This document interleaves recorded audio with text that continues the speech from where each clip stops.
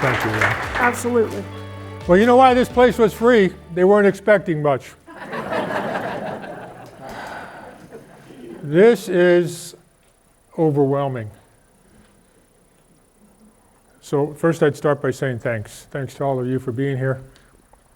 After 37 years in the Army, I've done a lot of things, but I never expected something like this. So I'm going to compose myself and try to figure out how to get through this. And I'm now thankful for what I did this morning, or last night actually, because Pat, my wife of 48 years,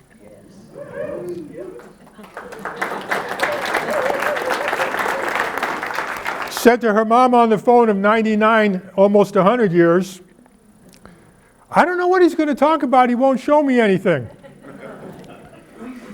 Which was a clear message that said, I better show her something. So we sat down after dinner, looked at the stuff, and I was struggling on what I was going to say. So I decided the best way to do this was to write it out, when I thought I was just going to tell stories to like 4 or 10 or 12 people.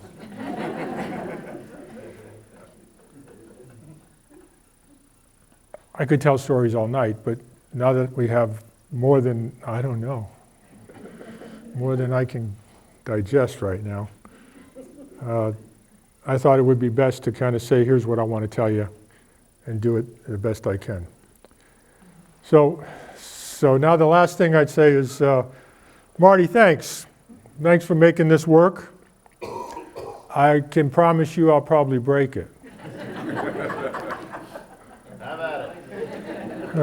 Because you're asking me to change slides, look at what I'm looking at, have eyes behind my head to know you're looking at what I think this is you're looking at. So thanks. Okay. I really just again, to all the classmates that are here, you know, when I saw the advertisement in the window of the Historical Society, I said, good, it didn't get out very far. And now I got people from long distances, right? Thank you for coming. Malvern, PA in the house. Williamsburg in the house. Allentown, Emmaus, or, you know, John, I don't know how you can live in Emmaus. They were our biggest rival, right? But to all of you, thank you for being here. Appreciate the opportunity, and it is just, I cannot describe how great it feels to see so many familiar faces and so many longtime friends. But what I want to do is talk about our visit to Normandy. Last May, we spent 1 week in Normandy. These guys spent a week all over the country, but we said, hey, we want to go focus on Normandy, and we want to do that in a way that helps us celebrate the 80th anniversary of D-Day. And it was probably the most professional and personally rewarding experience I've ever done in my life, having never been to Normandy before. So I knew that I didn't want to go to Normandy as a tourist. I wanted to go as a former soldier, hence the Army. I'm not against other services. Just, you know, get in line, Eddie. So we went with a small group of lifelong friends together since our time at West Point. So I've known these people, Pat's known these people since 1972. There were 4 company mates. Together we had more than 110 years of service. I personally spent 9 years with the 1st Infantry Division. And the 1st Infantry Division was the main assault, the main attack for Omaha Beach, and they called it Bloody Omaha, and I'll talk a little bit about that. 2 of my classmates and roommates, they also spent time with 1st Division, so it had a special place in our heart.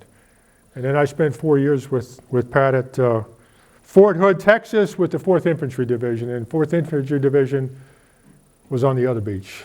They came in on Utah, right next to the 1st Division on Omaha. And when you look at this picture, it's an unbelievable setting. You know, that's the landing, what you would see from the high ground out to the water. Beautiful day, beautiful setting. How deceptive when you think about what was going on 80 years ago on the shores below. And it's hard to imagine the fighting that took place. So I want to try to put us all there for just a minute, because pictures can't do it justice. It's your imagination that needs to kind of think about what this really meant to people. So my purpose today is really to see Normandy through the contributions and sacrifices of our hometown of Palmerton. Okay, Marty, test me. Down. So, needless to say, I'm proud of our hometown, and I'm sure all of you are also. You know, Pat and I were born here 8 years after World War II ended. We grew up here. This picture here my mom had, her mom had, and we came to the conclusion that we went to kindergarten together because we had the same picture. We went to the prom together, we went out in high school together, and we got married in Pat's backyard in town. And every time the Army moved us, the joke was, we're homeless.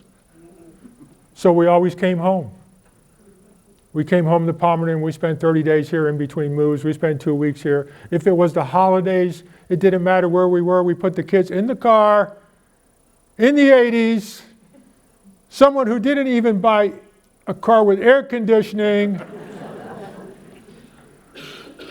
and drove them 1,500 miles to spend a couple weeks with grandparents.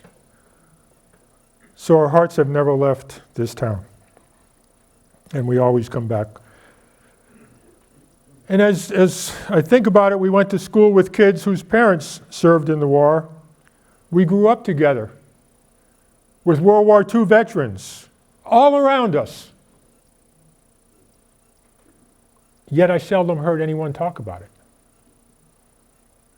And for years I said, I don't know how I could be so slow and not know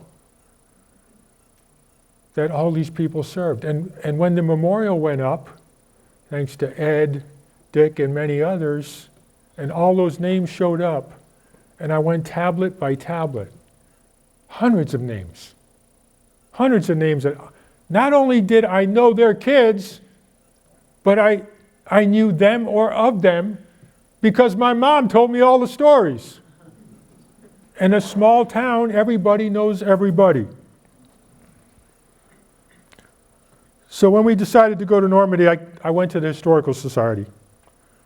And I really can't thank them enough for sharing Palmerton's history with me. Lynn, thank you for all you've done for the town, for the history of the town, and personally what you did for me to help me prepare for this trip. Marianne, I bought that little disc from you, right? I didn't know I was buying 772 pages of the Zinc magazine.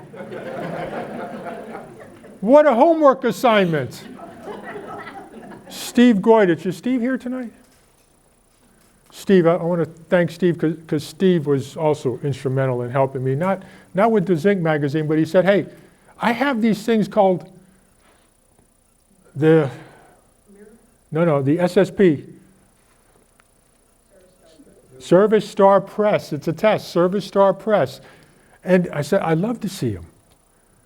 Little did I know there were 36 editions of that. Multiple pages all coming through, all scanned in. And he said, hey, this is the best scanning I can get for you. So I got closer. But it is in those pages that is our history of the town in World War II. And that's what I want to share with you tonight. Because all of that's recording in those magazines. And they were dedicated to the workers of the Zinc Company. And when you look at our town at the time, almost everybody worked at the Zinc Company. The SSP was dedicated to the men and women who were serving their country, and they published a newsletter every week. And that newsletter included a lot of things on here. how Palmerton supports the war, what the zinc company does, employees and residents, what they're doing, and I'll share some stories with you today on that. What's happening at home and abroad? Amazing how these newsletters made it all over the world to servicemen and women who were serving. And how they wrote back and said how thankful we are for what you've done for us to allow us to share. And how we've met each other in foreign countries. And it's great to see them. Thank you for what you're doing. And for Kralik Corner. Pat's like, I know Kralik Corner. And we read those, and you could visualize all the people and how they were reaching out to those who were serving and those who were at home and talking about promotions, talking about leaves, talking about those that were wounded, talking about those that were missing in POWs, and then talking about those that gave their life for their country.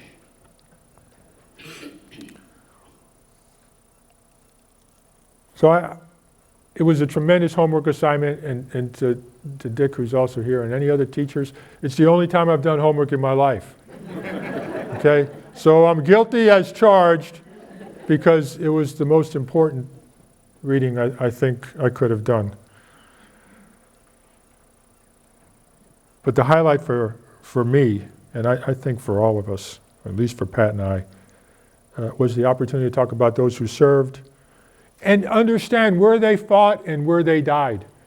Because if you look at each one of them, you can start to appreciate who came into theater first, who landed in what division, what day. You knew what fighting they went to. And every time we went to a stop, I thought some about who would have been here and what they might have seen and participated in. And the true highlight of the entire trip was the opportunity to spend time at Normandy American Cemetery and Brittany American Cemetery. Two American Battlefield Commission cemeteries. We have them all over the world. But our visit there was to see 3 servicemen who came from this town died, and today are not buried here, but buried in those 2 cemeteries. And I'll talk a little bit about them. Okay, let me set the stage for D-Day. I'm not a historian, and I don't want to be. So I'm just going to give you kind of big sky, little bullet look at this, just to try and set the framework for D-Day and what happened. Largest amphibious operation in the history and continues to be.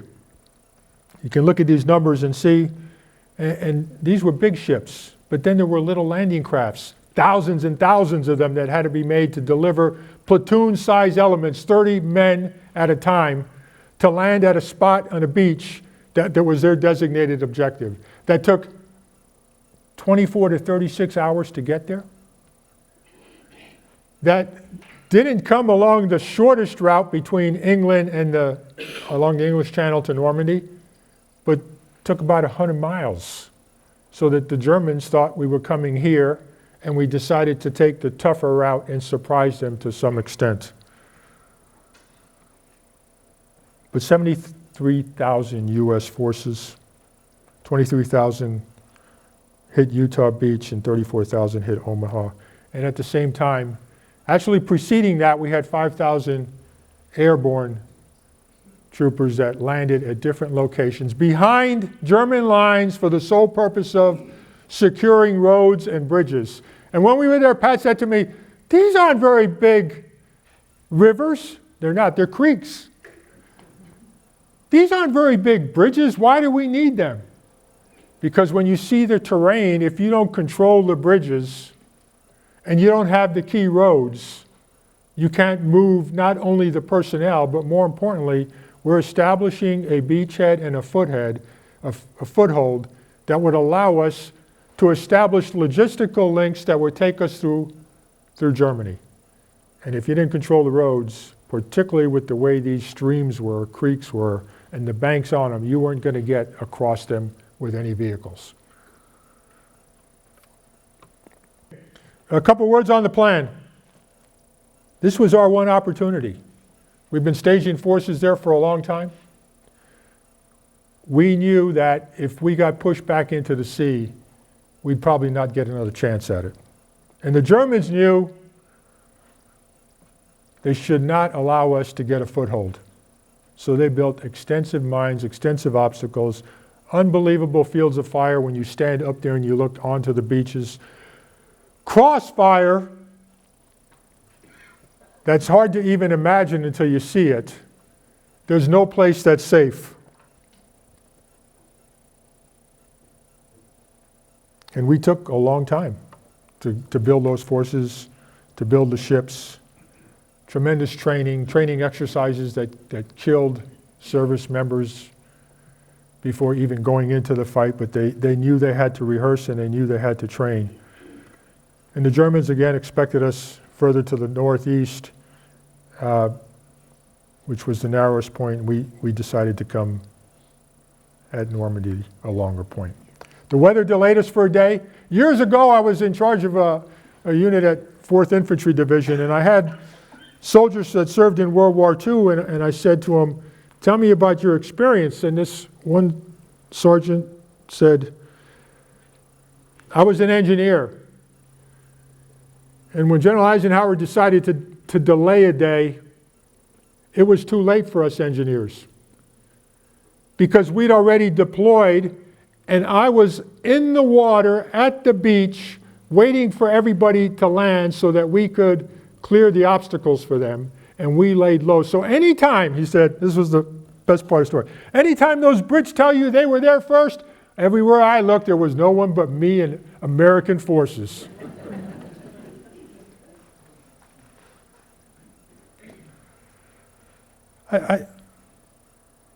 I think the weather was huge, and then very simple guidance from General Eisenhower. When they thought the weather would break, he could have delayed longer, but then they had moon issues, they had tide issues, they had to wait maybe another couple of weeks, and it really wasn't worth the risk of delaying, and he knew he had to do something, so he simply said, okay, let's go. How about that for guidance? Right. U.S. forces. It's the order that they came in, 4th ID and Utah Beach, 90th ID, and then 9th ID. This is just the start, okay? This is the first day, first wave. Many units, many days after that, continued to come in wave after wave, but if the first ones didn't secure the beachhead, it was going to be harder to get the second ones in. 82nd, behind enemy lines, like I said, Omaha Beach. And probably the most poignant view is at Pointe du Hoc. It's a high ground, looking almost straight down, and the Rangers said no problem. And 255 Rangers were given the mission to climb that and take out an artillery unit because artillery was firing at our men on the beach and firing at the landing craft before they hit the beach. But what I find amazing at this is that if you look at the bottom line here, 21 servicemen from Palmerton entered through Utah or Omaha Beach. They didn't necessarily come on day one, but they came on day 2, they came on day 3, they came when it was their turn. And 21 of them came through those beaches and gave their life before it was over.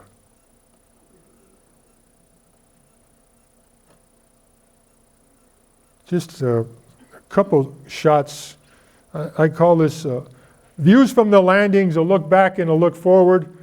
The black and white pictures is what it looked like at the beaches in Pointe du Hoc.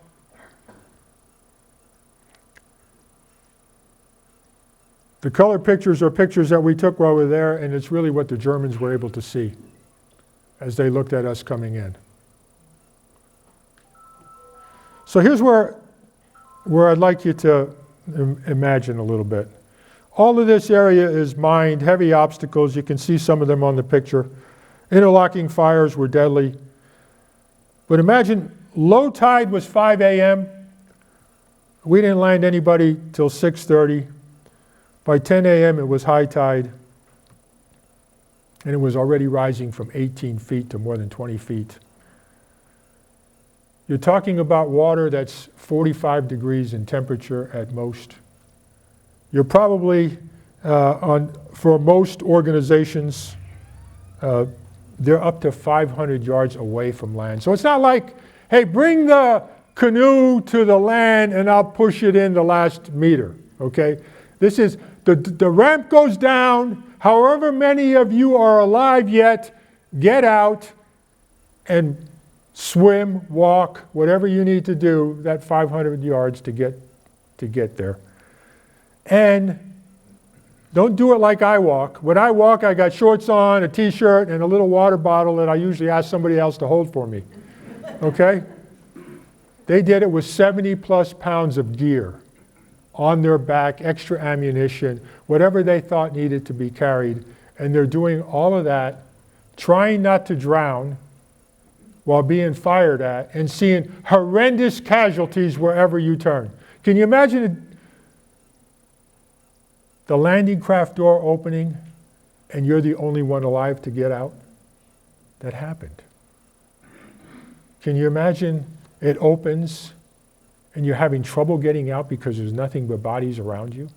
And as you get into the water, it's all red. That's where you are. That's what's happening on D-Day, and it's going to happen for some time. And then when you finally hit the shore, you find out, this doesn't look like the plan. I wasn't supposed to land here. Well, that's the friction of war. That's the current of the day. That's you trying to go 500 yards to shore and finding out that you could be at least a kilometer away from where you were supposed to be. And oh, by the way, the unit you were with, they're nowhere around you.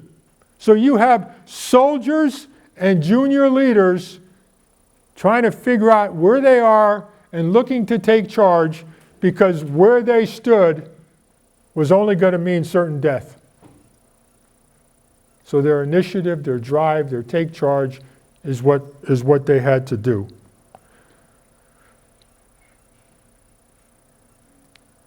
But what's really kind of frightening is, at the end of the day, we secured the beachhead. And it's individual actions, it's leaders taking charge. And you're tired. And then you realize, hey, we're only getting started.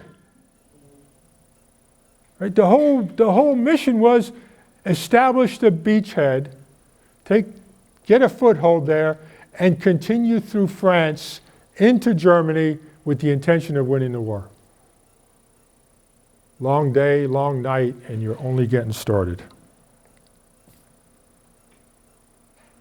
I want to shift gears a little bit to the home front. I'll come back to Normandy, but you can see what's happening in Normandy is enough to make your day. And at the home front, it's amazing the number of countless contributions that Palmerton's providing as a backdrop while all of this is going on. Now, I tell people this all the time. Our whole nation mobilized for World War II.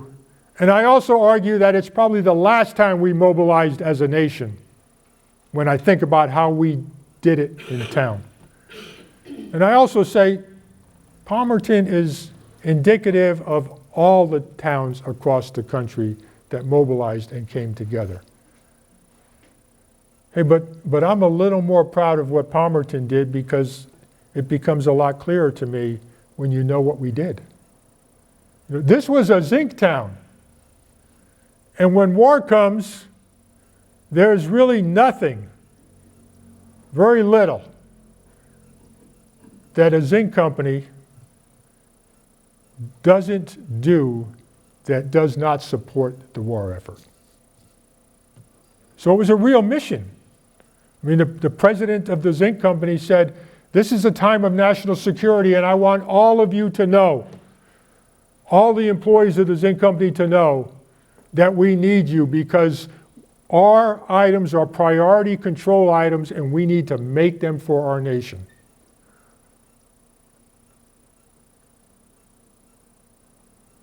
Pretty humbling when you think about it. And then you say, well, what did they make? Just about everything, right? Ships, communications lines, cartridges, zinc, gunpowder, castings for shells, bombs, rubber for tires on all kinds of vehicles, aluminum rubber, zinc coated for lots of pieces of equipment that every soldier carried. What a mission to mobilize around. But it's also clear when you read these magazines during the war years that in a town of about 7,000 people at the time, the zinc company was the primary place of employment, because fathers and sons worked there. The more men that enlisted, the more women that came to work at the zinc company.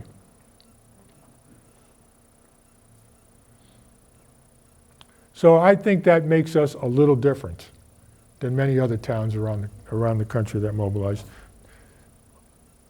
Not just because of who we were and what we did, but because of the mission of the zinc company. Couple thoughts here on volunteers of all ages. And I put these, they don't look very big here, so I put these pictures here because they have special meaning to me. Here are some examples. We collected, our volunteers, all kinds of things. Aluminum, scrap metal, rubber. We grew victory gardens, junior victory gardens and adult gardens that produce vegetables to save food for our soldiers. We had all kinds of rationing across the country, and that didn't exclude us from rationing, whether it was gas or other items that needed to be rationed. I even told Pat the other day that we outlawed bread slicers. There was so much pushback on that they said, we didn't really mean it. We're not going to save a lot of money by outlawing bread slicers so you can have your bread slicers back. But we were willing to give up whatever the nation needed, and our volunteers did that.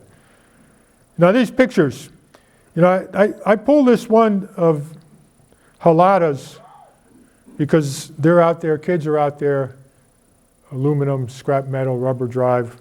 In 5th grade, I lived in an apartment above haladas. So when I saw this picture, I said, that was home for me in 5th grade. And look at all these volunteers. Every Saturday, many of us went to the Palm Theater for the matinee. They weren't there for the matinee. They were there because they collected all that aluminum. I was there to sit next to Pat. And today, Pat's mom lives in the high-rise that used to be the Palm Theater. And that Victory Gardens, you see those little windows there on the top? That's the Palmer High School. Pat's sister used to put her in those windows when she was a kid and say, don't move. I'd sit in the window and I'd run wherever I wanted the whole time. And watch high school games of people sitting in this room that I recall them playing when I was a kid, and certainly remember starting basketball with Coach George when I was in 5th grade and he coached us on that court. And I'm thinking, less than 15 years ago, they were doing this in these places. Did a lot of other things, blood drives that supported troops. Women came together to make surgical dressings. Think about this. The number of surgical dressings that was needed for those wounded in the war, the nation without volunteers could only produce about 10% of the requirement. Who did the rest? Volunteers.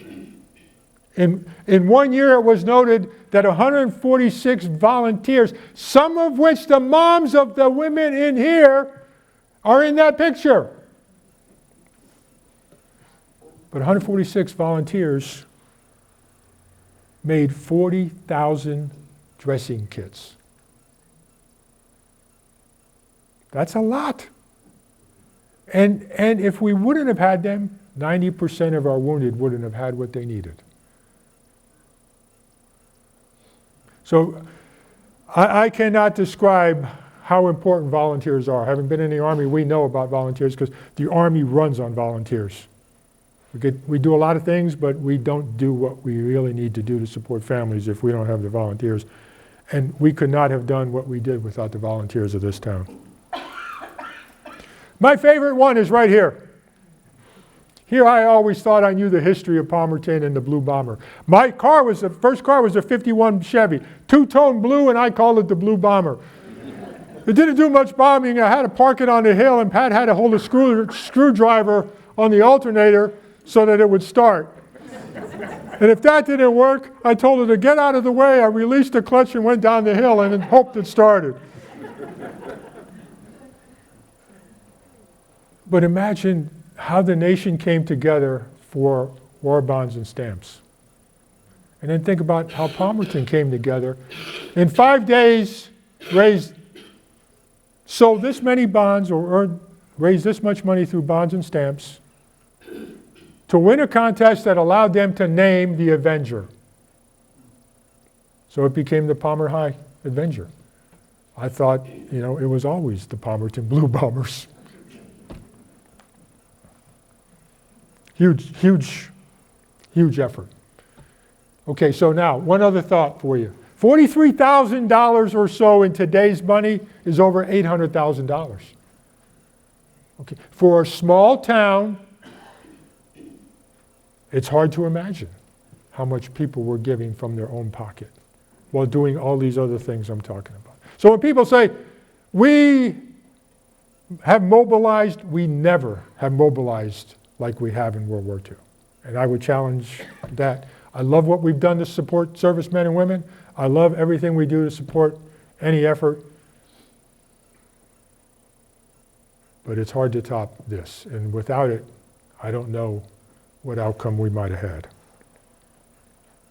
Okay, a couple other things on the home front. Families answered the call to service, and this is just a few examples. I can't tell you how many families had brothers, sisters, parents, uncles serving. And I just put a couple here. The Wildermuth family, Dad was airborne. One son was the Navy and the other one was Marines. So they pretty much had it all covered, okay? 5 Saketch brothers. My mom talked about Saketches all the time, so I couldn't ignore this picture. 5 brothers. And then great friend, lifelong friend, Bill Koenig sitting here. Knew his dad. Knew his dad well. Still have the address, like 460 Lehigh Avenue. He was missing in action. Missing in action. And he never told us. There you have it, right? And I didn't even know he served, so he owed you more than he owed me. But the point is, 5 brothers, right? One family serving. And again, a small example. But I left this with a continued thought that's been bothering me for a long time is how could it be that we'd heard so little about what they did and who they were and what they experienced. That was answered for me on day 1 in Normandy. When you put yourself where I tried to put you, and you're landing and you're trying to get to shore, and you're seeing everything that's going on around you, and you survive, the experiences and what you saw lasts a lifetime. And would you want to talk about it? Humble, selfless. That's who represented our town. Women answered the call. Again, example. Who told me that they're a relative of Helen? Yeah. My great aunt. His great aunt. Now I didn't know that. But She was a transportation corps, drove trucks, and specifically drove weapons or ammunition carriers. That's a dangerous business. Sergeant Saran there became a head recruiter and looking to enlist other women to serve in the Women's Army Auxiliary Corps. And Private Pahlavi, if you know the name Pahlavi from this town, you're everywhere. So not only was she in the Army, but she served with two of her brothers. And if you look at the magazines I'm talking about, you'll find her dad in pictures doing valuable work for the zinc company, and you'll find her mom helping make dressings. That's a family committed, as so many were here. Prisoners of war. Again, I didn't know any of these until Steve Goydich works with Historical Society. Mary Ann says, Steve will help you. I said, I know Steve. Started talking to Steve. And he said, hey, do you know my dad was a POW? First I heard. And we knew Steve, we knew Steve as an athlete. It's like, I wish I could pole vault like him, but the pole's too heavy. But his dad's story is just amazing. He spent more than 2 years as a POW. Landed in North Africa, was captured, flown to Italy. After being in Italy, they said, okay, we're going to send you on a train. Now this is not like, don't think about a luxury train. This is a prisoner of war train. And now we're going to send you to Germany. And you're going to do labor for a couple of years at the Polish border in a camp. And then he was liberated by the Russians in May of 45. Now think about that journey. He started over here in Africa, and he ended up here on the Russian border. And in between, he did 2 years of hard labor.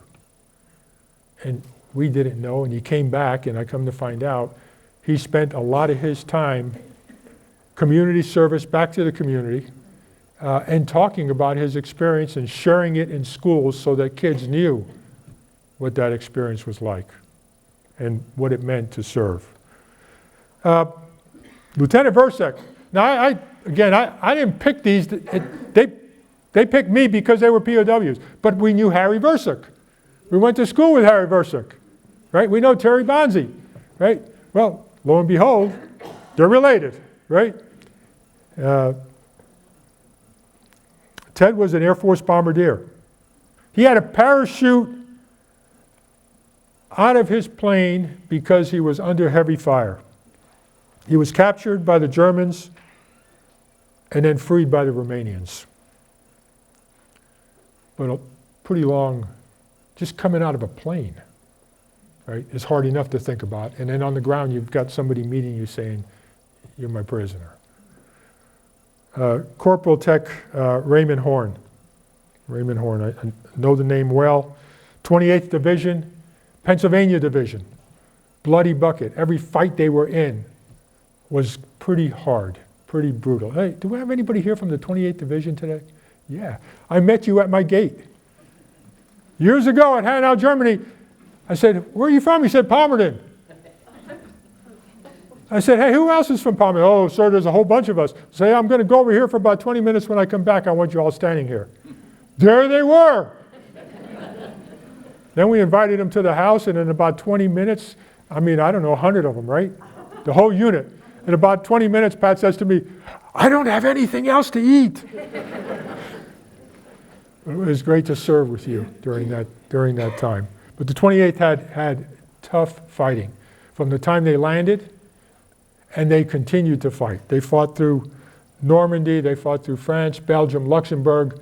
And he, Raymond Horn, was eventually captured during Battle of the Bulge, the coldest winter. So imagine, you show up in May and now it's December and you're captured.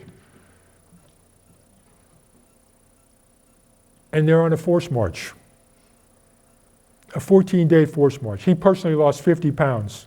900 men being forced through this march, 160 survived, and he was one of them.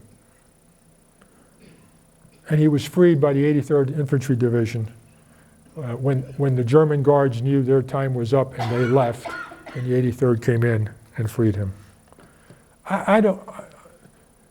These make the hair stand up on the back of my head, and what I say is, I can't even think about what they must have experienced. And I have no idea how many others might have had similar experiences that don't go away. They last your lifetime. And then this is too hard to even try to cover because I have no idea how many missing in action or wounded in action, but these just a couple of examples here.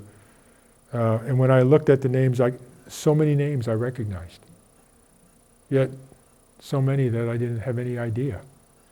Some were missing in action, found, returned to action. Some were wounded in action, returned to action, killed in action. The drive and the spirit to continue to fight regardless of what happened. And names that, again, very familiar with. Pachkowski, Hanzo, Harvey Radar missing in action. Well, he came home, because I remember Harvey Radar. Contributions, missing in action and wounded in action. Hey, by July 4th, and Palmerton is just famous for this, honoring and remembering the past. But July 4th, 44, really the first honor roll was dedicated in the park, and it was this huge board with everybody's name on it. And at the time, there were 1,451 that were serving at the time. 31 Gold Star, meaning 31 had died. It's what we knew at the time, and it's what we knew shortly after D-Day, right? A month later, or less than a month later. But we certainly knew more names and Gold Stars were to come. And almost religiously, the magazines updated the number of people that were serving, always told you who was wounded and missing, and had a special place for those that were killed in action. Okay, a couple more stories. There are countless stories for service and sacrifice, and families never got to see their loved ones again. And some of these gave their all. Many are buried at home, and I'll be glad to share with anyone that's interested, the Historical Society for sure, where I believe they are buried. Many in foreign lands. Many are just a name on a tablet because they never found their remains. Some are lost at sea. The most interesting story to me, because I play basketball here, is the Milkvies. Everybody knows Bill and Bob Bilkey, right? They played in the 40s and 50s. I used to close my eyes and believe I was one of them. Then I'd wake up and say, nope, that ain't it. But Bill Milkey, high school champ, All-American, the Temple owl without a vowel, right? Here's what he said. As good as I was, my older brother Milton could dribble circles around me. And Milton was in the 30s, and Milton played on the Lehigh playgrounds. Remember those playgrounds back there behind your house with the baskets? And he was the king of the Lehigh playground. Well, Milton, I didn't know any of this. I only know Bill and Bob. Milton was lost at sea. Merchant Marine, North Atlantic. And the only place I could find any record of this, and maybe Ed can help me, was in the newspaper when Bill Milkey died, remembering their brother that they never really had a life, right? So lost at sea, one example, and there are others. But the idea here is how many lives not just were lost, but what did that mean for everybody after, right? That had no opportunity to get married, had no opportunity to have kids.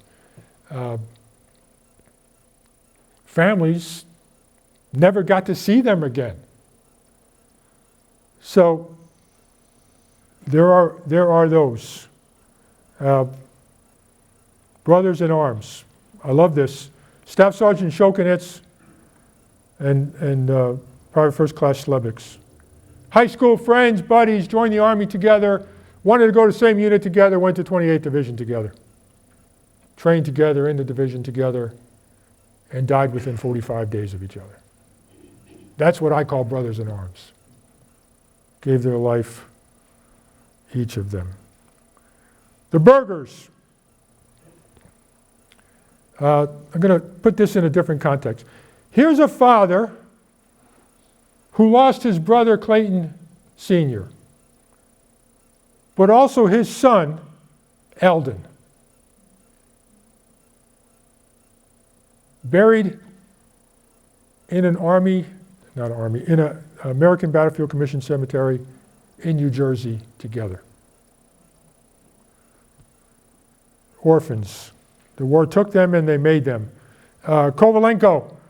Kovalenko was adopted by the Federations. I didn't know this either until I started digging into it. And I knew the Federations from Edgemont because I grew up on Edgemont. And my mom's good friend was Olga Kravitz. She was a Federation.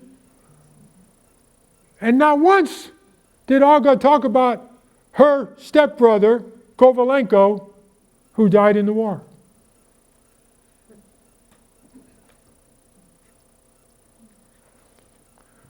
And then Private Everett, Morgan Everett, from Palmerton, died in the war and left a 7-year-old son.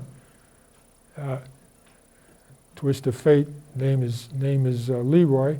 Figured out where he lives is in a small town in Pennsylvania that my son knows somebody very well from that town, and buried in the cemetery there. Now he's passed. So tons of stories, but it really just caused you to think about sacrifices and service. Okay, last part here is I want to talk about really the highlight for us, in addition to this, was really the ability to visit the battlefield, but also the cemeteries. This shows you a list of who died in sequence from D-Day forward in what was termed Operation Overlord, 2+ months of fighting to the end of August, early September. Brutal fighting. The paper here, SSP again, highlighted 3 were lost on D-Day. And Mary Ann gave me this edition so I could look at it. Private Rig, PFC Surface, and PFC Stroll died in the invasion, but you can see so did others in and around that time. They came from all kinds of, all the divisions. They landed on both beaches. They fought hard for several months. And many of them died and were put in temporary morgues. And that picture up there in the bottom right is a memorial to the temporary morgue. Well, families were notified and they tried to determine what they wanted to do with the remains. Well, you can imagine this continues, right? And as it continues, Saint Marie-Iglesia, the first French town captured by the Americans, creates what they called Cemetery 1. And they start burying service members there.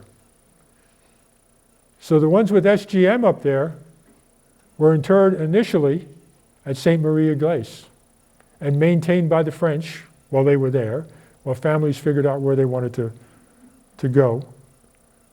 And then those 3 were returned to, and now rest in Tomensing and Weisport. And the others on here, I'll talk about in a minute, but 3 of them were buried in American battlefield cemeteries. 3 that we had the opportunity to visit while we were there. And they're 3 of over 14,000 American servicemen and women that are buried in those 2 cemeteries. So in preparing to go, I wanted to know more, but at the end I wanted to visit and honor those that never returned home and came from where we are. And that turned out to be 3 service members. We attended the Memorial Day service at Normandy American Cemetery, and then we did a very special gravesite visit. First at Brittany American Cemetery, we honored and remembered Private Terrence Reinhardt. He landed on D+1 at Omaha with the 2nd Infantry Division. He was wounded in action on that day. He returned to action, and then he died at the beginning of September. And PFC Albert Yankee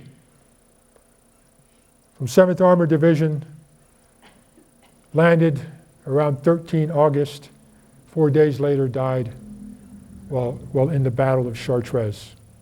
Moved quite a distance from the beach because we'd secured the beachhead, and now is heavily engaged in a fight. And you can read the records of that unit and read about him being a loss that day.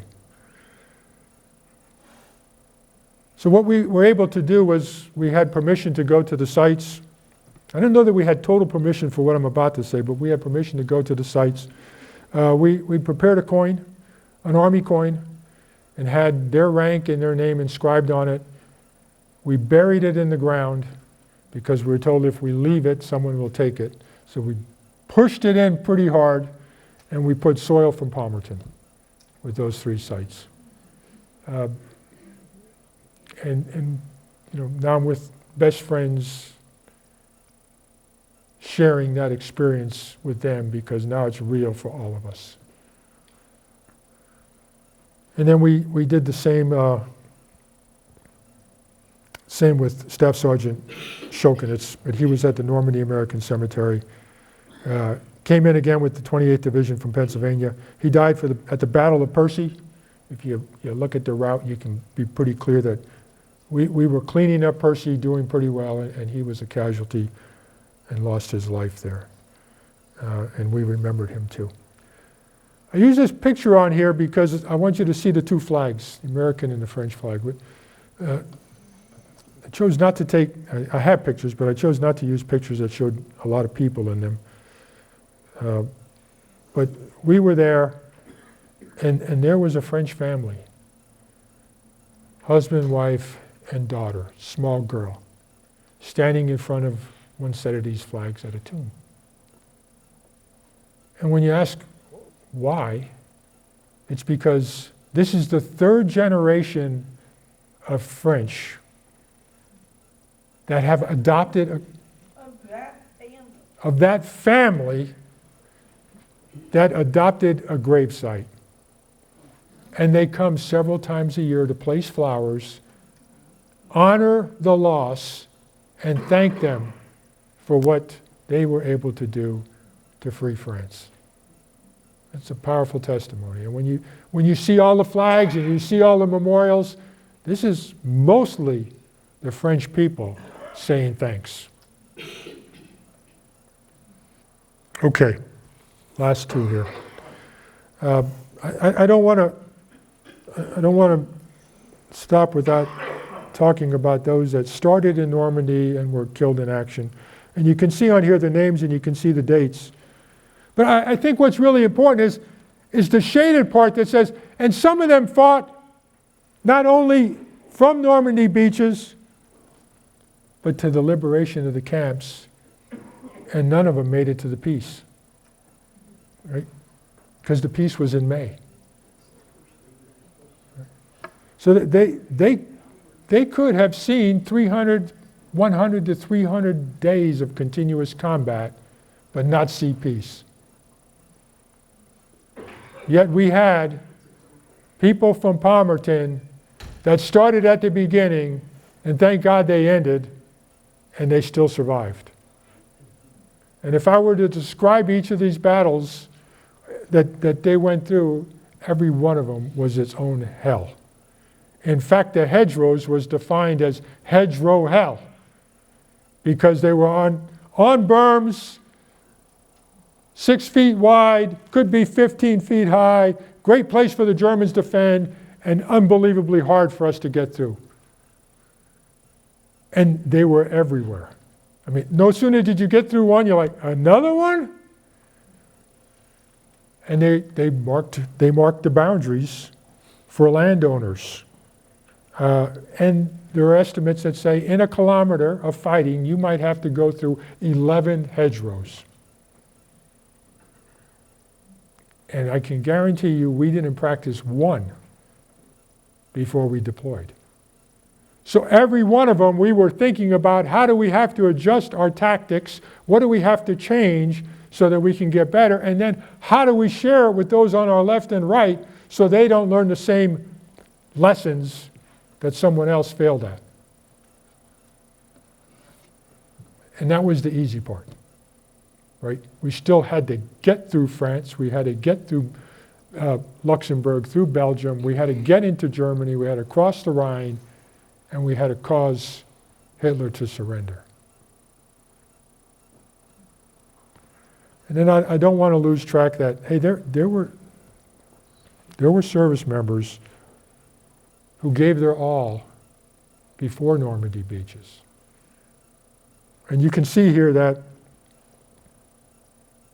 we declared war around December of 41, but we already had troops in Europe that were stationed there. And then we went into North Africa in 42, so we lost some there.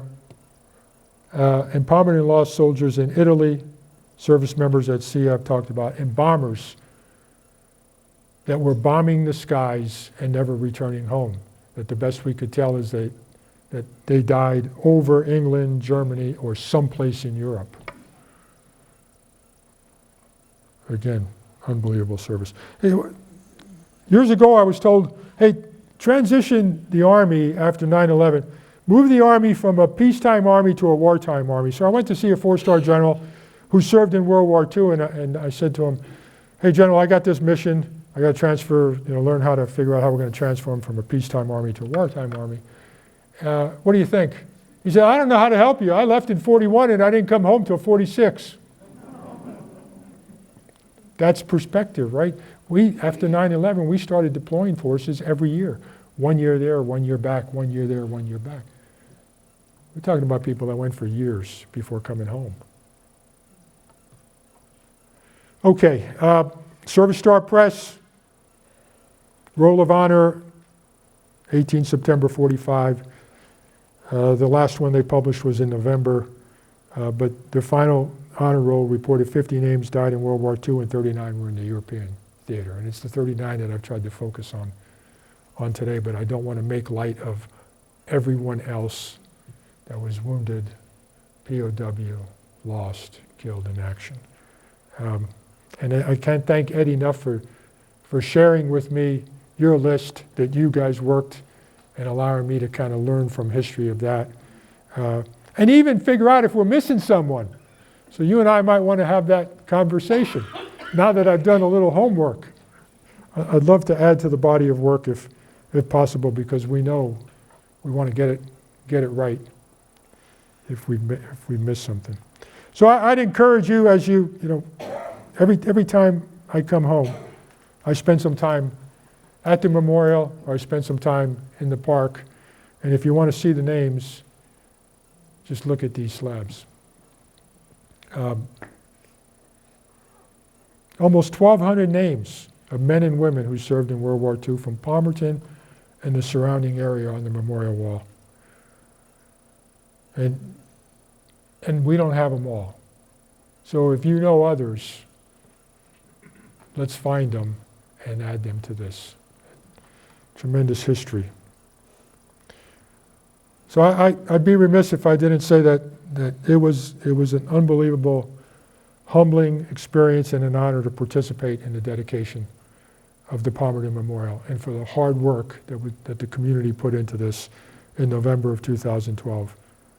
And like I said, I spend time I used to run the streets, now I walk the streets looking at the flags in the park, looking at the memorials, and it's amazing to see the names of those who served in every war from the Revolutionary War to today. Not many towns can use that as a slogan. Palmerton's history is rich. And when I'm asked, where are you from? I say Palmerton. And then I start to tell them about it. And they say, I don't know where that is. Is it close to Allentown? No, I'm from Palmerton. And then we get close and we talk about what Palmerton is. So thank you for that and for what you've done to add to our rich history. It's been an honor to be here tonight, and I really appreciate it. So thank you.